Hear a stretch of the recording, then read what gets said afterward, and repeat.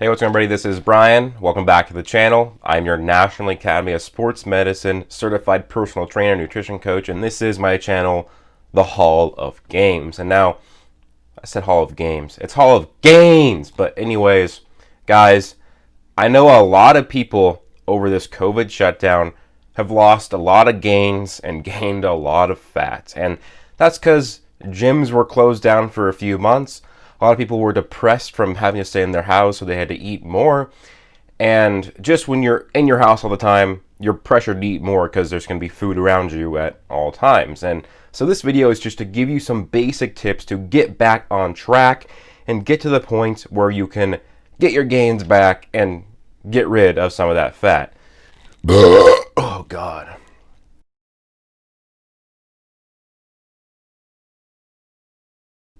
So I'm going to go over 3 different types of scenarios where you're in and you want to progress forward in. Now, the first one is called body recomposition. And this is where you pretty much have lost muscle throughout the shutdown and then you gain fat. So body recomposition, this is the positive where you want to lose fat but gain muscle at the same time. So this is for the people over the shutdown who gained fat and lost muscle. You're going to want to do body recomposition because you can lose fat but gain muscle at the same time. So what this requires is a caloric deficit with a high amount of protein and then a high amount of quality resistance training. So basically, what you're going to need to do is I would suggest a 500 to 750 caloric deficit for this type of training. So that puts you up between a 1 pound to 1.5 pounds per week of fat loss. And then I would suggest to get 0.85 to 1.1 grams of protein per pound of body weight. So you're going to need higher protein while you're in a deficit to try and maintain or gain muscle. Now, when it comes to weight loss, specifically, the recommended range is 0.5 to 1% of loss per week. So while 500 to 750 is the recommended range that I'm going to give for body recomposition, you might have to alter depending on if it's not enough or if it's too much for your body weight. So make sure to look at what the percentage of your body weight to lose per week before just sticking with 500 to 750. Now, you could go to a 1,000 calorie deficit, which would be 2 pounds of fat loss per week. The thing is, once you get to the 1,000 and beyond range, you start to get to the point where for most people, your genetics are not good enough to get to the point where you can be in a 1,000 calorie deficit, but also put on muscle. Maybe at 1,000 you can maintain muscle with high protein or resistance training, but once you go beyond that, it's going to be harder to maintain it, and you might even lose it, even though it will be slowly, because you will be still having protein, and you will still be having a good resistance training. So again, I'll recommend 500 to 750 caloric deficit. So go and look at a bunch of different calorie trackers online and maybe take the average of a few of the reputable ones, and then that should be how much you go into your deficit. It'll ask for your height, weight, sex, age, and all of that, how much you work out. May sometimes even ask your body fat percentage. So do a bunch of those, kind of put the average between the two, and then you can figure out how many calories you burn, and then you just take that minus that by 750 or 500, and then that's how much you want to eat per day. And then take your body weight, times it by 0.85 to 1.1, and then that's how much protein you want per day. So it's important for body recomposition that you are in a caloric deficit, you get a good amount of protein, and then next is the resistance training. Now, I'm going to recommend to train each body part twice per week, and if you're trying to put on muscle, you want to be doing hypertrophy training. So that is doing 3 to 5 sets of each muscle group for multiple different exercises.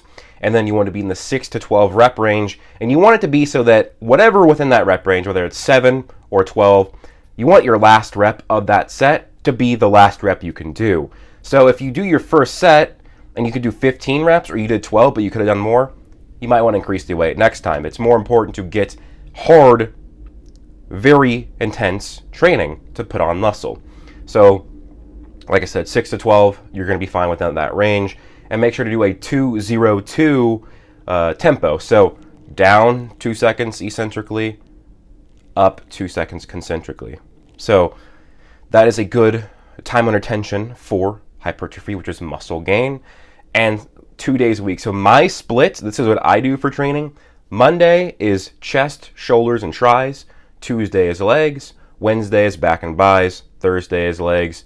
Friday is chest, shoulders, and tris. Saturday is back and bis. Sunday is my day off. So I do pretty much each muscle group twice per week, and I do generally 4 sets, sometimes 5 sets on the first exercise, for the first day of the week for each exercise. And then, depending on how I feel, I'll do 3 to 4 sets for the second exercise for that muscle group that week. For example, for my first leg day on Tuesday, I'll do 4 to 5 sets of everything. Then on Thursday, for my second leg day, I'll do 3 to 4. But it's generally the same level of intensity and stuff. Remember, if you are just going back to the gym after being off for a while, build in slowly. Maybe don't work out each muscle group twice a week when it's your first returning. Or if you do, go way lighter. So maybe start off with 3 sets of a lighter weight and build into it for a few weeks before you get to the point where you're doing the high intensity hypertrophy training. Luckily for me, I had a home gym Vectra and some dumbbells, so throughout this entire quarantine, I was able to do a lot of training. Now, this Vectra, it's not as good as going to the gym. One, it only had about 80% of the exercises that I do anyways, and also the weight didn't go as high as I needed a lot, but it still was better than nothing. So I was pretty much able to get just right back into training, full intensity again, once the gym's open. But if you didn't have that, then I would heavily suggest you don't do that. Definitely build into it for a few weeks and before you get into the intense hypertrophy training. Now for 2, these are people who pretty much just want to lose fat. Maybe they're fine with their muscle amount and they really only put on fat, but they maintain their muscle. So for this, you just want to go into an even higher caloric deficit. Maybe 750 is at lowest, go over to 1,000 to 1,000 plus. Again, 0.5 to 1% of your body weight. So for example, 1% of my body weight, that'd be 2.4 pounds, which is more than a 1,000 caloric deficit for me, which would be fine because it's still not, too much of my body weight. But just want to say, if you're focusing on fat loss, that don't go too much. If you go way too much, you're going to probably lose some muscle. Now, depending on how long your cut is and how intense it is, you might not lose too much. Like if you're going for a 1,200 deficit, but you're getting high protein and you're doing your resistance training, and it's only for maybe 2-3 months, you probably won't lose too much muscle. But I do want to say, if your total caloric intake per day on your cut is 1,200 or less, you need to go see a specialist, a dietitian, and they will guide you through it. If you're doing 1,200 or less consistently on a diet, that is not good for you. So if you're doing that, I'm not a doctor, I'm just a nutrition coach. You need to go talk to a doctor or a dietitian for them to help you through that. So I am saying, do not do a 1,200 or less diet. You need help if you're going to do that, because that is not good for you. So if you're just trying to lose fat, maybe do some more cardio. And like I said, at least do 750 caloric deficit. 1,000 might be probably even better. And then maybe a bit over 1,000. And like I said, if you are kind of a bigger guy like me, you can go into a bigger deficit because you have more weight to lose. For me, 1% of my body weight is 2.4 pounds. So I can go into a bigger deficit because that's a bit healthier for me because I'm a bigger guy. The third one is you just want to gain muscle. You probably didn't put on too much fat. Maybe you just lost muscle, or you just somehow maintained it. Well, basically what you're going to do, still get a decent amount of protein. Now there's a bunch of different studies on how much you need, but the big bro science guys who say you need 2 grams per pound of weight or 3 grams, you don't need that much. In fact, most people will only need half a gram per pound. I go a bit heavier. I've seen some studies say 0.7 grams, sometimes even higher, but 0.5 grams is pretty scientifically backed. But maybe eat some more protein because it is more filling, and it can't hurt to get more protein in. Unless if you already have kidney problems, more protein's not going to affect you negatively. So basically what you're going to want to do is get at the very least 0.5 grams of protein per pound of body weight. I'd suggest probably a bit higher. And then you want to be in your caloric maintenance, but with a very slight caloric increase, a caloric surplus. So if your body burns 2,800 calories per day, maybe 2,900 or 2,950. So I see people who want to be in a 500 calorie surplus or even higher. That's when you get into dirty bulking, where you're going to be putting on muscle, but you're going to be putting on fat at the same time. You don't want to put on fat. If you go on a 100 or 150 caloric surplus, you're not going to put on fat, and if you do, it's going to be very little, and then you can just cut it back. You might even be able to just do maintenance for a like 2,800 calories. If that's your maintenance, do 2,800 and then just get the protein and resistance train. You could probably still put on muscle that way. But from what I've seen, usually need a little bit of a surplus. So not a lot. You don't need to do a dirty bulk. 500 calories is too much. You're going to gain a pound of fat a week likely. So that's what I'm going to do once I get to the point where I don't need to do recomposition anymore. Once I get to the point where I'm at a low enough body fat, I'll go to my maintenance, and then I'll probably add on 100 to 150 calories per day, and then do that. And if it doesn't work, probably back the calories off a little bit. So yeah, that's basically my overall tips to do. So for just overall resistance training, each body part 2 days a week, and for each body part, make sure you have at least 1 day of rest in between. So basically, I have my chest and tris and shoulders on Monday. I don't do it again until Friday. And leg day is on Tuesday, but I have another one on Thursday. Now, you see that I have a lesser break between my legs and my chest. That's because my legs just naturally, for me, recover faster than my chest.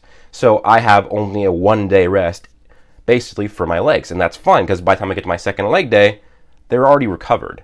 And so that's why you just kind of need to plan your split routine through that. Is what recovers best for you. Maybe you need a longer rest for your leg day. So you do your chest on Monday, then you do your chest on Thursday, and then your second leg day on Friday.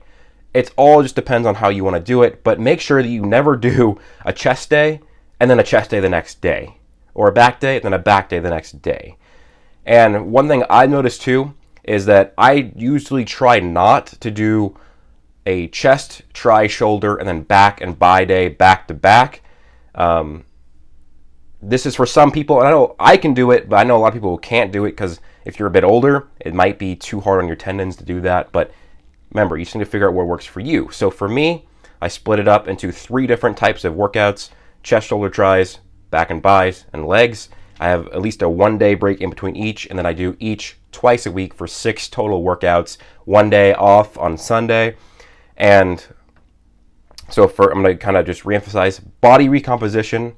You're going to do a slight caloric deficit of 500 to 750 calories, maybe a bit higher if you're a bit bigger. Just try and keep between that 0.5 to 1% body fat range.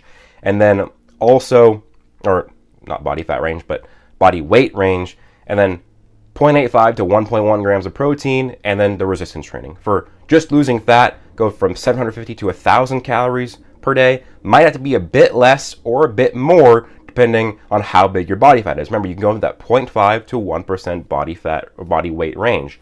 And then finally, for number 3, gain muscle. Go to your maintenance, add a little bit more calories. You don't need as much protein, and just do the training, and you're going to put on muscle. Remember though, guys, muscle, it goes on slowly. It doesn't gain really quickly like fat does. Unless if you have crazy good genetics or you're on some performance enhancing drugs, it takes time to put on muscle. I've seen the average that most people can put on 6 to 12 pounds of muscle per year. That's 1 pound a month at best, or a half pound a month in the lower range. So you're not going to put on way too much in just a few months. Maybe some newbie gains, yeah. Maybe if you lost some muscle and it's a muscle memory, because if you actually had muscle and you lose it, you can gain it quicker, because it's like muscle memory, just how the body works. So that being said, though, I hope this does help you get back into shape, get your gains back, lose some fat after this COVID shutdown. Hope you guys all enjoyed the video. Please do leave a like, comment, and subscribe. Tell me what your thoughts are down below. Tell me what your goals are down below. But I hope you guys all have an amazing day. Peace out.